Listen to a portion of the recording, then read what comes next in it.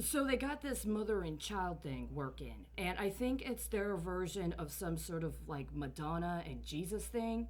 And it doesn't really matter if you're Christian, and it doesn't even matter if you're that kind of Christian. They're just gonna do it anyway, right? And so I understand that by law I'm required to be involved in some sort of educational program. And there's this problem because I'm old enough to apply for my driver's license, but my mom is really upset because she understands that the program to apply for a driver's license involves acts of securities fraud.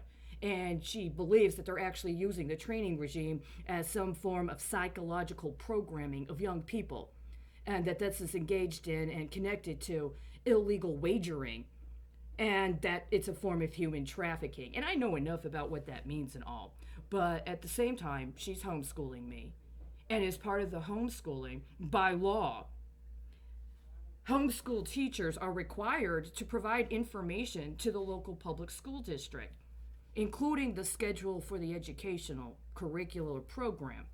And we kind of have this experience where there's like certain times during the day we're supposed to be dealing with financing and accounting.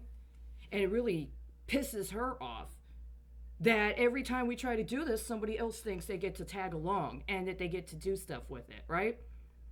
And because it's a homeschool, what we didn't know at the beginning was that if you use your address as your homeschool, it seems they just think they can, anytime they want, access you for some sort of financing that they allege has something to do with education for kids. Now, part of what we're learning about is, the history of the state of Texas and the Constitution. My mom's got all these theories about the permanent school fund, right? And about all the crime and corruption and completely skeezy stuff that people think they can get away with when it comes to the permanent school fund. And it gets even more complicated because Texas hasn't yet decided it's going to officially secede in any process that would be acknowledged internationally as legit. So they're always violating the federal constitution with all this crap they put together where they think they can operate as if they're engaging treaty relationships with other countries, including other countries where they engage in this weird sort of ritual of murdering Jews so they can resurrect as Christians. And it's really disgusting. And it has to do with all this bond fraud, and I know some about that, but not much about that. And yet I still want to go ahead and learn something. But what am I interested in? Right? Because there's parts of my ancestry and parts of my heritage I'm not allowed to actually have access to on their terms because I don't fit a fucking blood quanta. And I know enough about what blood quanta means that I'm just not going to go along with it. And I know my mom supports me politically, but, there's the question of, well, is this something she's imposing upon me? And does that make her a bad parent?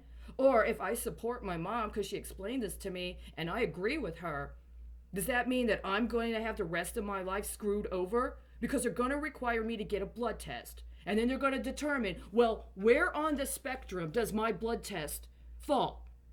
What DNA is allowed to be associated with me, and who gets to claim the other DNA contributions as their community? It's really that disgusting and that gross. So what do I know? You want a Texas social studies project? See, the problem is my mom at one point was hired to tutor a young woman who wanted to be a Texas social studies teacher. But every time she tried to communicate with her online, there was hardcore pornography that popped up at the side of the screen, including showing white women getting sexually assaulted by young African American men over and over and over again. This has been going on in the background of what's alleged to be Texas social studies for people the age I'm supposed to be. Am I supposed to compete? Am I supposed to feel that I'm in competition with young, virile African American men for my teacher's attention? It's my mom, right? Because my mom would have decided in this context, and maybe other mothers would too, that they're going to homeschool their kids until somebody takes some sort of assertive action to actually address the horrendous situation connected to public school financing and how public schools and public school financing is used to launder tons of money. It's not a state secret. It's not intelligence.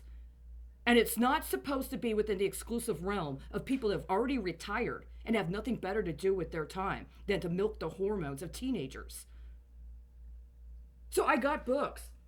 I got a whole presentation. Do you want an impromptu oral presentation as part of your loaner? Would it be different if my 44-year-old mother presented it versus what? I'm about 15, 16? Do you get a better market rate if you ping it off a 15-year-old than a 44-year-old woman that's actually professionally qualified? I mean, this is the actual question of the time, right? Do I need to cut my hair? Let me ask you, would you have more or less respect for me and what I would want to identify as my family lineage if I had a high and tight?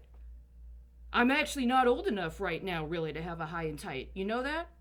But that doesn't really seem to matter, because that's the kind of credit scheme you guys want to play with.